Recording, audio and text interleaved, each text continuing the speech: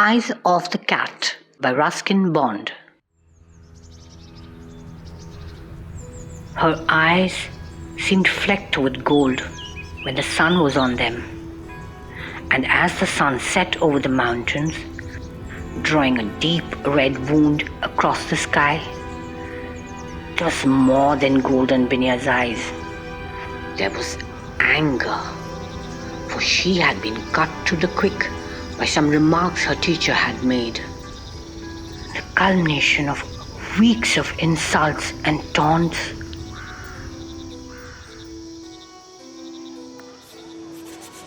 Binya was poorer than most of the girls in her class and could not afford the tuitions that had become almost obligatory if one was to pass and be promoted. You'll have to spend another year in the ninth. And if you don't like that, you can find another school. A school where it won't matter if your blouse is torn and your tunic is old and your shoes are falling apart. Madam had shown her large teeth in what was supposed to be a good-natured smile, and all the girls had tithered beautifully. Sycophancy had become part of the curriculum in Madam's private academy for girls. On the way home, in the gathering gloom, Binya's two companions commiserated with her. "She's a mean old thing," said Usha. "She doesn't care for anyone but herself." "Her laugh reminds me of a donkey brain," said Sunita, who was more forthright. But Binya wasn't really listening. Her eyes were fixed on some point in the far distance where the pines stood in silhouette against a night sky that was growing brighter every moment.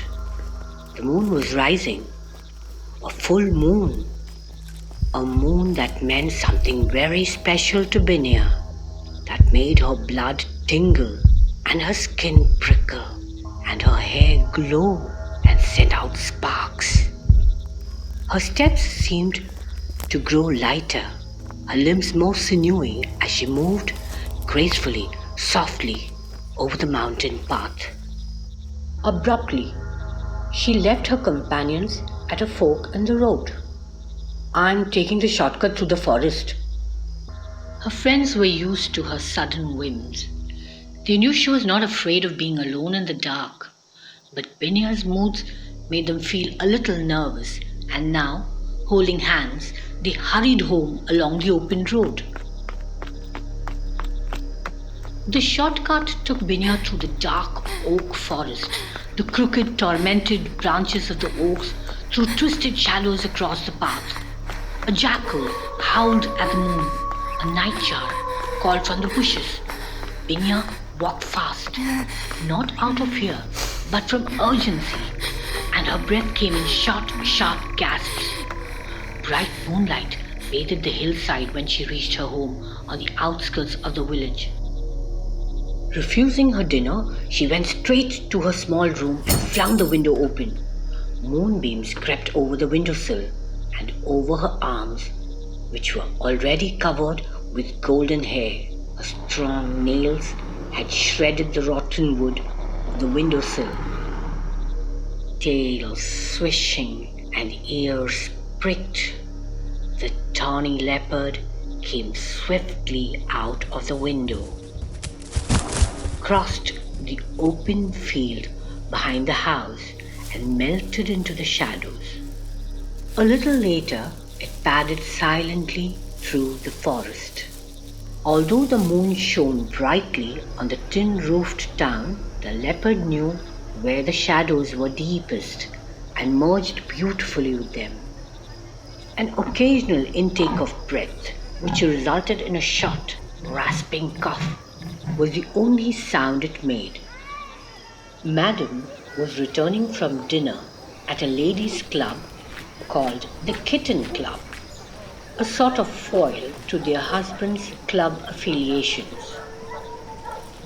There were still a few people in the street, and while no one could help noticing Madam, who had the contours of a steamroller, none saw or heard the predator who had slipped down a side alley and reached the steps of the teacher's house.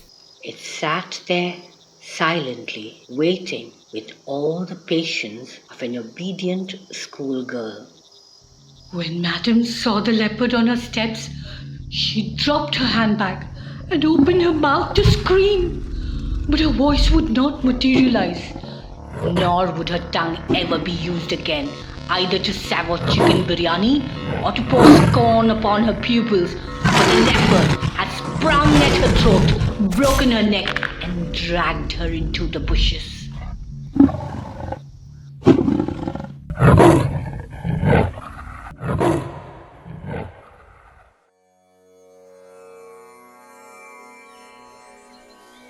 In the morning, when Usha and Sunita set out for school, they stopped as usual at Binya's cottage and called out to her. Binya was sitting in the sun, combing her long black hair. "Aren't you coming to school today, Binya?" "No, I won't bother to go today." She felt lazy but pleased with herself, like a contented cat. "Madam won't be pleased," said Usha. "Shall we tell her you're sick?" "It won't be necessary." Binya gave them one of her mischievous smiles. "I'm sure it's going to be a holiday." Gentle mouth and slender hands were still smeared with blood.